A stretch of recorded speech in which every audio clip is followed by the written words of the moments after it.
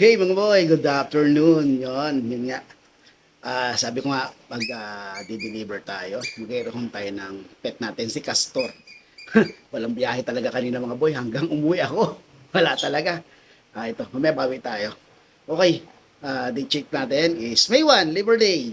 Yes, at ang oras natin is 2:10 ng hapon. Ito si Castor. Ano si Castor? Oh. Castor.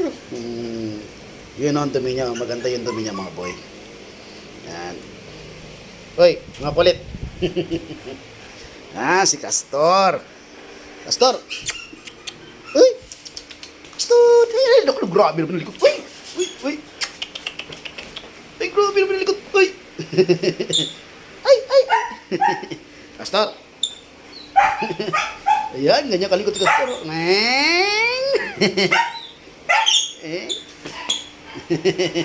Ayan, likod-likod ni Castor na. Ayan si Castor. Castor. Alis na kami ni Castor. Let's go na, Castor. Ito yung... Ayan, sir. Yan. Castor ang pangalan niya. Okay. Ito pinanganak siya. January 11, 25. Balik niya sa... Kaya nang balik dito. After 2 weeks, babalik naman siya. Ano pong vaccine yung para 5-in-1 po yan. Para yan sa distemper at parvo. yung sa bulate?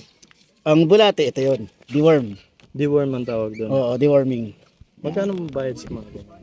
Saan alam ko, 250 to eh. 250 lang. Ano, tapos every Every 2 weeks. 2 weeks. Isa na lang to. Isa na lang, tapos Oo, okay na siya. Next week, okay na siya.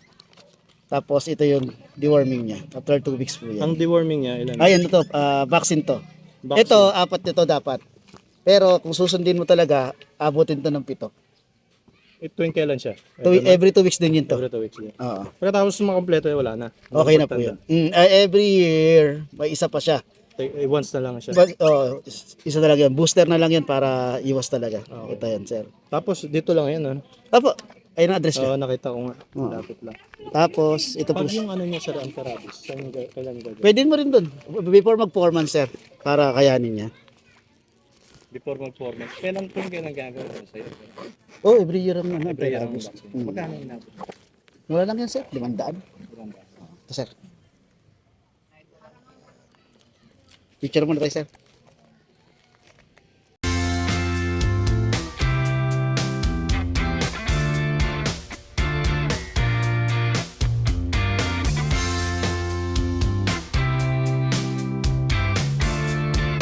Hey mga boy, na-rehome na nga natin si Castor kay Sir Richard. Richard ang pangalan ni Sir. Balikbayan niya ata siya. Yun nga, medyo malapit lang dito sa atin kasi Bagumbong, ano lang naman, taga Bagumbong lang siya, Tagayano, magkalapit lang yan. Okay mga boy, maraming salamat sa panonood ng vlog ko. At doon kay Sir Richard, maraming salamat po sa inyo. Okay, shoutout po sa inyo. Alam ko maaalagaan niyo na mabuti si Castor. Okay mga boy, meron pa tayong dalawang available dito na Shih Tzu puppies. Dahil parehas male. Tapos, 2 months and a half. Syempre, license plate, updated deworming.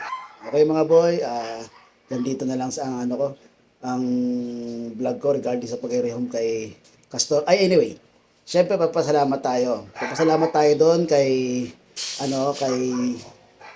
baby ng taga baby girl na taga taga Heritage Lumadigato San Jose del Monte na rehome nila nung nakaraan si pangalan ng kalimutan ko na yon, basta yung ating isang Nestor, yon si Nestor pala, si Nestor na rehome nila baby girl ng taga San Jose del Monte. Okay, tapos si Madam Regine ng taga Lumang Bato. Mapulang Bato ng taga Valenzuela na rehome naman si Olivia. Shoutout sa iyo, Madam. Yan. Okay, maraming salamat po. And then, ito nga si Sir Richard. Maraming salamat. Okay, maraming salamat mga boy. Hanggang dito na lang. And peace.